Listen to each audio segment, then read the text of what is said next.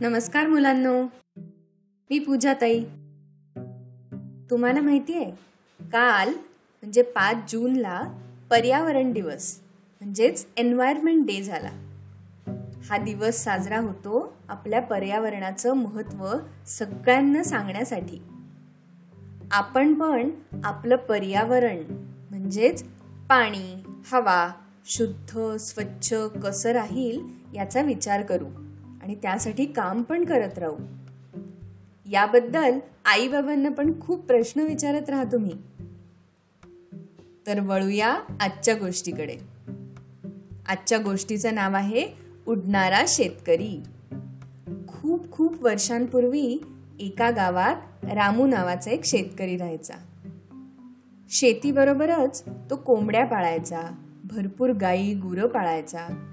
त्याचं खूप मोठं शेत होतं आणि म्हणूनच शेतातले दाणे खायला, धान्य खायला वेगवेगळ्या प्रकारचे पक्षी पण यायचे.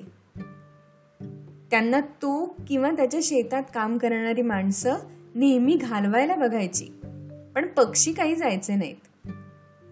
मग रामू ठरवतो, आपण शेतात येणाऱ्या पक्ष्यांना आता जाळ्यात पकडूया आणि बाजारात जाऊन विकूया, म्हणजे पैसे पण मिळतील आणि आपल्या शेतातली पिकं पण नीट राहतील. मग दुसऱ्या दिवशी सकाळी तो त्याच्या शेताच्या दोन्ही टोकांना मोठं जाळं पसरतो. त्यावर थोडं धान्य, पानं, गवत असं टाकतो आणि आपल्या कामाला निघून जातो. दुपारच्या वेळेस आकाशात एक कबुतरांचा थवा उडत येतो. त्या थव्यातली कबुतरं जेव्हा खाली बघतात तेव्हा त्यांना छान पसरलेले दाणे, गवत असं सगळं दिसतं. सगळे मिळून एकदमच त्या जाळ्यावर झेप घेतात. मनसोक्त दाणे खाऊन झाल्यावर ते उडण्यासाठी जेव्हा पंख फडफडवायला सुरुवात करतात ना, तेव्हा त्यांच्या लक्षात येतं की अरे, आपल्याला अडकवायला हे तर जाळं पसरवलंय. आणि आपण कसलाही विचार न करता, इकडे तिकडे न बघता पटकन खाली आलो. सगळीच कबुतरं आता घाबरतात. एक एक कबूतर आपले पंख फडफडवून उडण्याचा प्रयत्न करायला लागतं, पण त्यांना काही एवढं जाड जाळं आपल्या पायातून काढायला जमतच नाही. आता मात्र सगळे गोंधळ घालायला सुरुवात करतात, जाळ्याला चोची मारायला सुरुवात करतात, पण पाय काही निघत नाही. आता करायचं काय? संध्याकाळ होत आली तरी एकही कबूतर त्यातून सुटलं नव्हतं. त्या सगळ्यांमध्ये असलेलं मुख्य कबूतर आता विचार करायला लागतं, काय बरं करता येईल? मला डोकं शांत ठेवूनच विचार करायला लागेल. तेवढ्यात एका कबुतराला लांबून रामू शेतकरी जाळ्याकडे येताना दिसतो. त्याच्या हातात सापडलो तर आता आपली काही खैर नाही. मग आपल्याला या आकाशात उडता नाही येणार, आपल्या पिल्लांना भेटता नाही येणार, असं सगळ्यांच्या डोक्यात चालू असतानाच जे मुख्य कबूतर असतं त्याला पटकन एक मस्त युक्ती सुचते. तो म्हणतो, मी 1, 2, 3 म्हणल्यावर सगळ्यांनी एकत्र जोर लावून पंख फडफडवायला सुरुवात करा. बघू आपण या जाळ्यातून सुटतोय का ते. सगळी कबुतरं हो म्हणतात, पण तेवढ्यात काय होतं, रामू त्या जाळ्याजवळ पोचतो.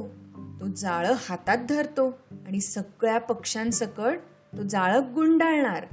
तेवढ्यात कबुतरं आधी ठरल्याप्रमाणे 1, 2, 3 म्हणून झटकन एकत्र पंख फडफडवायला लागतात आणि त्या जाळ्या सकट उडायला लागतात. आता गंमत अशी होते की रामूने तर त्या जाळ्याला घट्ट पकडून ठेवलेलं असतं. त्यामुळे सगळी कबुतरं त्या जाळ्याबरोबरच रामूलाही घेऊन उडतात. ओय ओय ओय, रामूला काही कळतच नाही हे आपण आकाशात कुठे ओढले गेलोय ते. त्याने एका बाजूला जाळं घट्ट धरून ठेवलं होतं आणि डोळे पण मिटून घेतले होते भीतीने. एक डोळा किंचित उघडून रामू खाली बघायला लागतो. आता खालची घरं, माणसं छोटी छोटी दिसायला लागली होती. त्याचं शेत तर केव्हाच मागे पडलं होतं. रामूच्या गावातली लोक आकाशाकडे बघून ओरडायला लागली होती, अरे तो बघा रामू उडतोय. आता आपलं काय होणार? आपण हे असं किती वेळ उडत राहणार? परत आपल्या घरी कधी जाणार? प्रश्नच प्रश्न पडतात रामूला. कबुतरांचा सगळा थवा आपला कितीतरी वेळ उडतच होता. आता रामू दोन्ही डोळे उघडतो.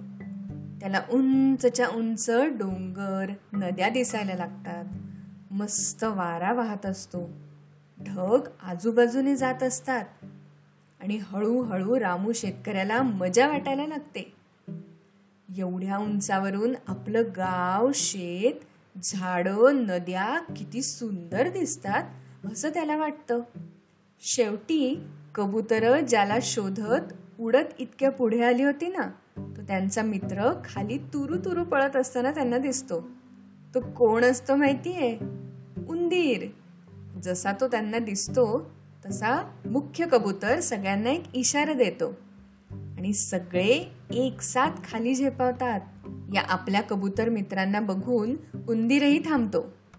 त्याला दिसतं की हे सगळे जाळ्यात अडकलेत आणि लगेच तो त्यांचं जाळं सोडवत सगळ्या कबुतरांना मोकळं करतो. सुटल्या सुटल्या सगळी कबुतरं उंदराचे आभार मानून उडण्याच्या तयारीत असतात. तेवढ्यात रामू शेतकरी त्यांना थांबवतो आणि म्हणतो, थांबा थांबा, उडून जाऊ नका. मला खरं तर तुमचे आभार मानायचेत. तुम्ही आज एवढ्या कमी वेळात मला 2 गोष्टी शिकवल्या. पहिलं म्हणजे एकत्र येऊन काम केल्यानं आपली शक्ती खूप वाढते. दुसरं, मला तुमच्यामुळे जी आज ह्या आकाशाची सैर घडली ना, त्यांनी हे कळलं की असं मोकळं राहणं तुम्हाला किती महत्त्वाचं आहे ते. तुम्ही पिंजऱ्यात किंवा जाळ्यात अडकल्यामुळे किती बांधल्यासारखं होत असेल तुम्हाला. यापुढे मी कधीच प्राण्यांना, पक्ष्यांना असं बंदिस्त ठेवणार नाही. पण तुम्ही शेतात येऊन दाणे खाल्ल्याने माझं बरंच नुकसान होतं. त्यापेक्षा तुम्हा पक्ष्यांसाठी मी एक जागा कायमसाठी ठेवत जाईन, जिथे गवत, दाणे असं सगळं ठेवेन. चालेल ना तुम्हाला? कबुतरं हे ऐकून खूप खुश होतात. रामू गावात परत येतो तेव्हा त्याला सगळेजण उडणारा रामू असंच म्हणायला लागतात.